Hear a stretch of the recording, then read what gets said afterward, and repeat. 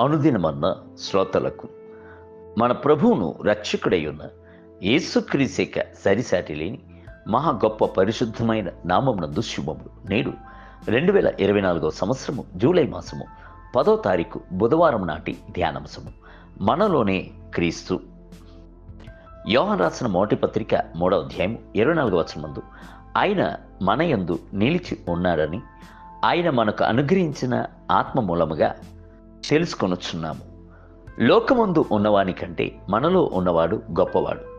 ఆయన మనలో ఉండుట మాత్రము కాదు, మనలో నిరంతరమును నిలిచి ఉన్నవాడు. మనము ఆయన యందు నిలిచి ఉన్నాము. తీగ అనున్నది ద్రాక్షావళిలో నిలిచి ఉన్నట్టు మనమును ప్రభువును ఒకరిలో ఒకరము ఏకమై ఉన్నాము. ఒకసారి ఒక మనుషుని సంధించాను. ఆయన కొద్దిగా కూడా విద్యాజ్ఞానము లేనివాడు. ఆయనపై ఒక అపవిత్రాత్మ నిలిచి ఉండేను. ఆ అపవిత్రాత్మ ఆయనపై వచ్చి దిగుచున్నప్పుడల్లా ఆయన తెల్లదొరవలే ఆంగ్లమునందు బహు చక్కగా మాట్లాడును. ఆ ఆత్మ ఒక సోది చెప్పు ఆత్మగా ఉండినందున కూడి వచ్చి ఉన్న జనులందరి యొక్క రహస్యపు కార్యములను బయలుపరచుచుండేను. ఆయన మాట్లాడుచుండుటను వినున్నట్లుగా అనేక ప్రజలు కూడి వచ్చుచుందురు. అయితే ఆ ఆత్మ ఆయనను విడిచి వెళ్ళినప్పుడల్లా ఏమీ ఎరగని సాధారణమైన మనుషుని వలె మారిపోవుచుండు. బహుశా ఒక మనుషుని యందు షేక్స్పియర్ యొక్క ఆత్మ నివసించినల్లా అతడు షేక్స్పియర్ వలె నాటికలను వ్రాయుటకు ప్రారంభించును. ఒకవేళ విద్వాంసుని యొక్క ఆత్మ ఒకరిలో నివసించినట్లయితే ఆయన గొప్ప నైపుణ్యత గల సంగీత నిర్దేశకుడుగా మారిపోవును. విద్వాంసుడు చేసిన కార్యములను తాను కూడా చేయి.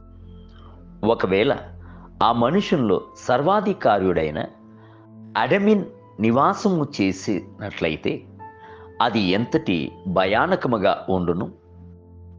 అయితే మనలో అభిషేకము చేయబడిన క్రీస్తు నివాసము చేయుచున్నాడు. కుష్ఠరోగిని అసహించుకొనక ముట్టి స్వస్థపరిచిన యేసుక్రీస్తు నివాసము చేయుచున్నాడు. అద్భుతాలను సూచక్రియలను చేయుచున్న సర్వశక్తి గలవాడు నివాసము చేయుచున్నాడు. ఆనాడు యేసుక్రీస్తు నోరు తెరచి ఆజ్ఞాపించినప్పుడు సముద్రమును గాలియు ఆయనకు లోబడిను. ఆయన గద్దించిన మాత్రమున దెయ్యములు నిశ్శత్తువైపోయాను.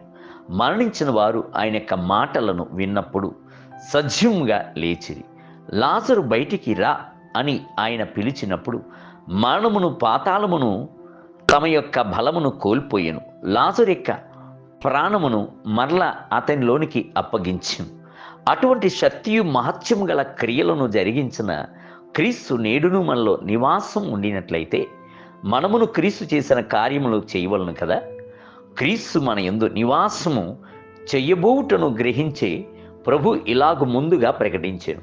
నేను చేయు క్రియలను నా యందు విశ్వాసముంచు వాడును చెయ్యును, వాటికంటే మరి గొప్పవియు అతడు చెయ్యును. యోహాను సువార్త 14వ అధ్యాయం 12వ వచనం. 2000 సంవత్సరములకు పూర్వము భూమి మీదనున్న అదే క్రీస్తు నేడును మనలో ఉన్నాడు. ఆనాడు చేసిన అదే కార్యములను నేడును మన ద్వారా చేయుటకు శక్తి గలవాడై ఉన్నాడు. క్రీస్తు మనలో నివాసం ఉండుట ఎంతటి మహిమ గలదియు ఔన్నత్యమై ఉన్నది. మీ యందు నివాసము చేయుచున్న తండ్రి యొక్క క్రియలను మీరు చేయవలనని కాంక్షించుచున్నాడు. తండ్రి యొక్క చిత్తమును చేయుట తన యొక్క ఆహారముగా కలిగి ఉన్న క్రీస్తు మీలో నివాసము చేయుచున్నందున మీ యొక్క చిత్తము కాదు, దేవుని యొక్క చిత్తమునే మీ యందు నెరవేర్చబడవలెను. నేటి ధ్యానమునకై నీకు అప్పగింపబడిన ఆ మంచి పదార్థములను మనలో నివసించు పరిశుద్ధాత్మను వలన కాపాడుము. తిమోతికి రాసిన 2వ పత్రిక 1వ అధ్యాయం 14వ వచనం. నేటి వేద పఠనము ఉదయము యోబు గ్రంథము 41 మరియు 42 అధ్యాయములు, సాయంత్రము అపోస్తలుల కార్యం 16వ అధ్యాయం 22 మొదలుకొని 40 వచనములు. ప్రభు మిమ్ములను దీవించునుగాక. ఆమేన్.